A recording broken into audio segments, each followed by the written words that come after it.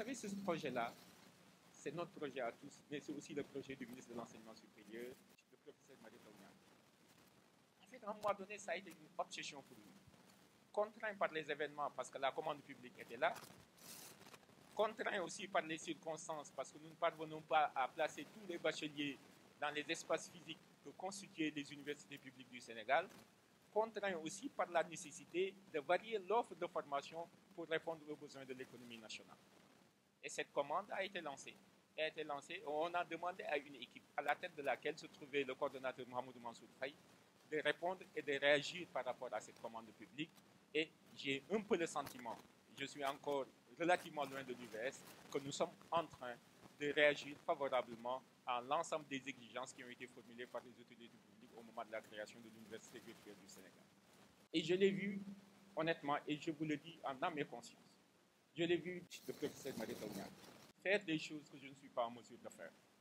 Aller lui-même chercher des locaux à prendre en bail pour installer les ENO, s'occuper d'ordinateurs, s'occuper de plateformes, s'occuper de pédagogie, s'occuper de tout un ensemble de choses bénignes, mais qui, mis ensemble, permettaient la mise en place d'un système d'enseignement, quoique avec beaucoup de difficultés, mais qui fonctionnait et qui nous permettait chaque année d'avoir des évaluations, d'avoir des attestations et d'avoir des résultats.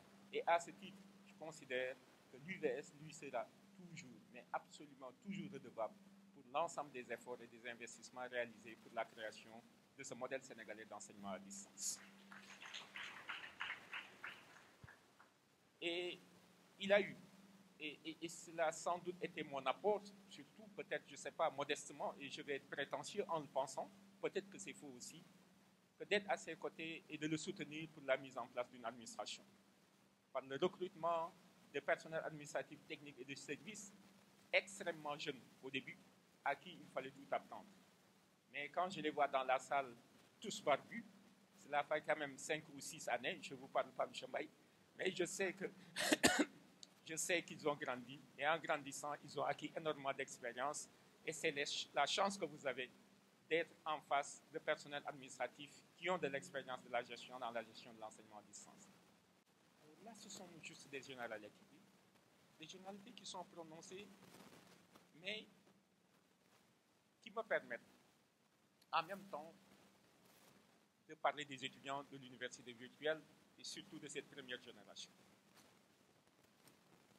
J'ai quand même une tentation, rétrospectivement, de me remémorer les circonstances et moments au cours desquels nous avons eu des rencontres qui nous ont permis, pour chaque rencontre, d'avancer un peu dans la gestion et dans la mise en œuvre de ce projet. Je me rappelle la première rencontre, ça a été 5 minutes. Une rencontre relativement violente. Je suis, pour ma part, aussi clivant qu'eux. Après 2 ou 3 échanges, je me lève, je lui dis, la séance est levée et tout le monde se met à rire. On se retrouve la semaine qui suit. La rencontre a duré à peu près 2 heures et demie. Je suis venu rendre compte au coordonnateur du contenu de nos discussions. Je dis que c'était désagréable, mais le lien était là. Et les discussions ont commencé entre le coordonnateur, l'équipe de l'UVS et les étudiants. Et au bout d'1 an et demi, il y a eu un sentiment extrêmement fort d'une responsabilité de la part de nos vis-à-vis, à savoir les étudiants. Effectivement, des sacrifices devaient être faits, ils les ont faits. Des engagements devaient être pris, ils les ont pris. Des attitudes devaient être arrêtées, ils s'en sont tenus à ces attitudes.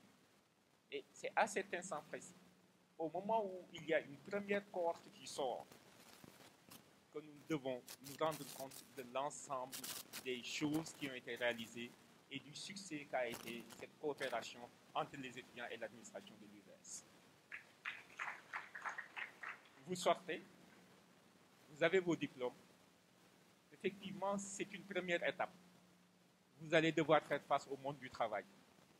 Vous allez essayer, pour certains, de poursuivre vos études, qui en 3e cycle, qui hors du pays, qui dans d'autres circonstances, formation continue ou pas, vous allez essayer de vous améliorer, d'accroître vos compétences dans des domaines que vous avez parfaitement choisis.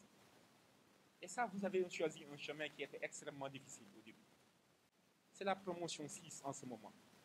Et c'est avec beaucoup d'aisance que cette promotion vient à l'UVS, distribution des ordinateurs au mois de décembre. Je pense que c'est exceptionnel. Il y a beaucoup de choses qui ont été améliorées et il faut savoir gré à votre administration, à l'équipe dirigeante, de tous les efforts qui ont été ainsi faits pour parvenir à ces résultats. Et nous avons en ce moment beaucoup de chance parce que nous avons appris que pour certains concours, les étudiants de l'UVS s'en sont sortis avec brio. Et encore une fois, félicitations pour ce qui a été fait.